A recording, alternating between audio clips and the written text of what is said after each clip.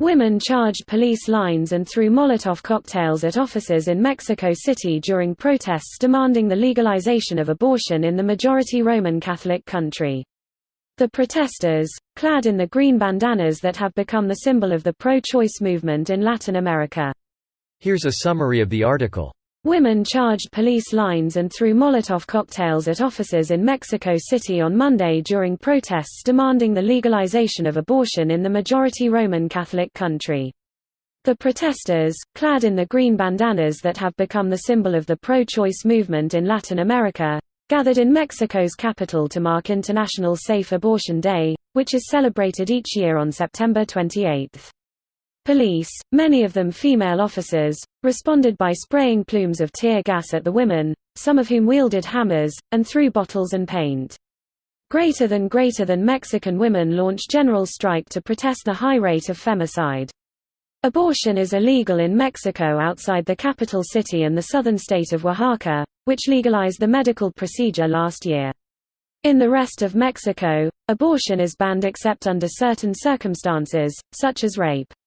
Abortion law has been receiving renewed attention after the death in the United States of Supreme Court Justice Ruth Bader Ginsburg, a pioneering women's rights advocate, which has cast doubt over the future of legal abortion there.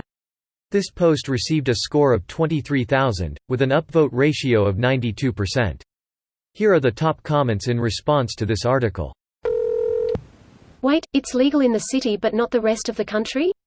Are you kidding me? Mexico City is a capital district, kinda like Washington, D.C. in the U.S. It's got some of its own laws. America after the election over abortion rights 2021. I'm not having a go, but it's crazy how the top comments in World News are always tangents about the USA. It's just that the vast majority of Redditors are American. So, the comments are skewed. And anyone who has an inclination of influencing the American people have a campaign running on every social media platform. Plus 2 to 3 world superpowers. We don't like it either. But you know what a lot of us do love?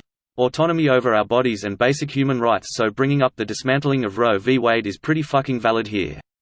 Vote. There's videos circulating around of the protesters insulting them pretty badly, as well as photos where they are been hit. Some men unrelated to the protest started hitting the police women as well. The main criticism is that they are supposed to be fighting for the rights of women, yet they are harming other women that go against their beliefs. There were a few men involved that contributed on hitting the police, and also there's people that are pro-life criticizing them as well. A few more details from the video. 1. Funding for women's services have been slashed along with funding for women's shelters being under threat. 2. 267 women killed in April alone, a record for a problem that has long been an issue. Something more that should be added, the feminists were not allowed to reach their final destination as there already was a protest by a far-right group occupying that space. The government were afraid that a clash might happen between the two groups. That is why the female cops were deployed. In my opinion, it was a smart decision.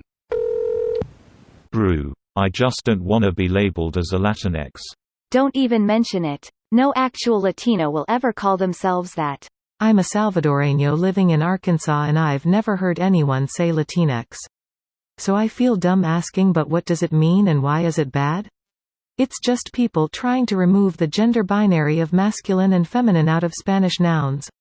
Which had already been happening organically in some Spanish-speaking circles, especially trans and gender non-conforming and non-binary friendly spaces, by using «e» as an ending, such as «toads», «latines», «muchachas» to be inclusive, and which makes way more sense than using «x», because, 1.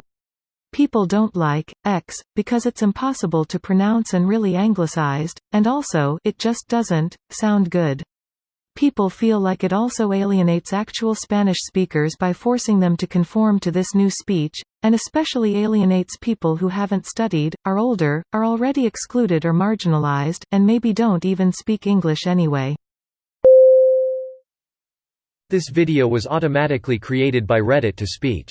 The article and comments in this video were selected from Reddit according to their upvotes, and any paraphrasing was performed by smmry.com, without any human intervention.